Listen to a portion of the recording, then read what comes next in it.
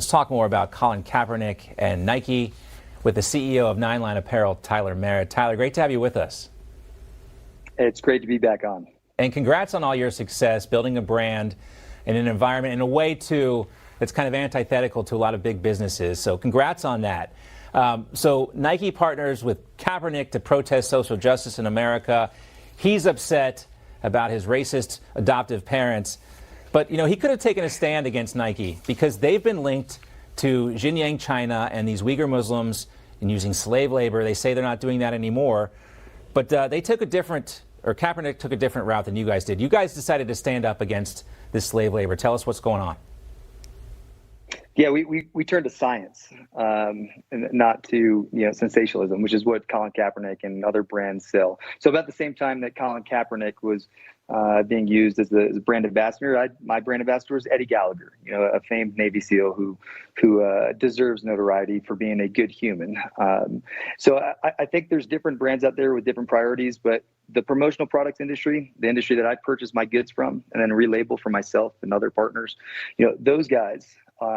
I've been speaking with my scientific evidence from the only FDA-approved testing facility of this kind to show, hey, this cotton shirt is linked to slavery, directly linked to Xinjiang and the atrocities there. And then when I get that out there to the suppliers and the distributors here in this country, I get legal threats. I get all kinds of people calling me saying, you just need to join the club. Just get on board. And I won't. This is made in the U.S. I'm proud of it. I make profits, make millions of dollars. But my question to them was, who is YS Garments, right? It's a very large company. It seems to be the importer of record of these goods that I've had tested. Who the hell are they? And what I get is no response from the industry. And when I do simple Google research, I find out who they are and who owns them. And it's disturbing. And I would encourage everyone in this industry to do a little bit of research. Google research YS Garments and see if it's in your supply chain, because I would assume that it likely is.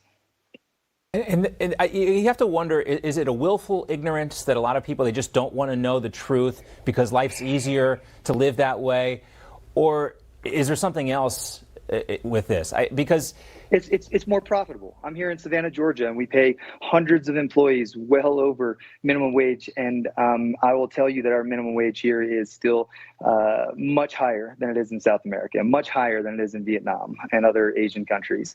But they still get paid a living wage if they're any product that comes in my door. So I partner with people like Bella Canvas and like Hanes, and their CEOs and I have a great rapport. And I think we're all on board when we say a very minimal standard in this industry is no slave cotton, right? It's a ban. It's an international ban, and it's a current U.S. law as of June of last year. And people, I would say, are just ignoring Senator Cotton's office, and they're ignoring federal laws, and they're ignoring Custom and Border Patrol's current guidance, but no one cares enough to actually enforce it.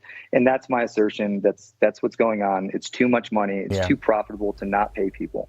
It's too profitable to not be concerned about slavery. And that's, with all the talk about social justice and everything like that, really that's a great way to encapsulate what we're dealing with right now for so many people. It's just too profitable, easier to keep that stuff off the front page. But you're proof, Tyler, and Nine Line is proof that it can be done here in the United States. And also, when you have a community like this, it then goes into, the Savannah area. The people that work there appreciate that, and it's all paid forward. And I just wonder why more companies don't follow suit, don't follow what you're doing and emulate what you're doing. That's not even true. There's great companies out there that I'm partnered with that are all followed suit.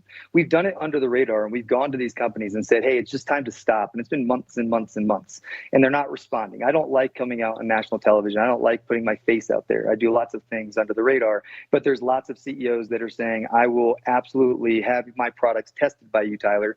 And if it comes back that it is positive for Xinjiang cotton, then can you replace it? And I can. And that's what I'm telling people. If you're in this industry and you're concerned, contact me. I'll test it. It's very expensive. No one else seems to want to do it. They just want to bury their head in the sand and say, it's not happening under my watch. It's not currently in my inventory, but it is.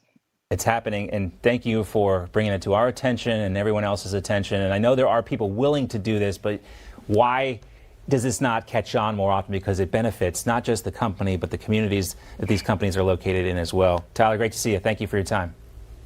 Thank you so much.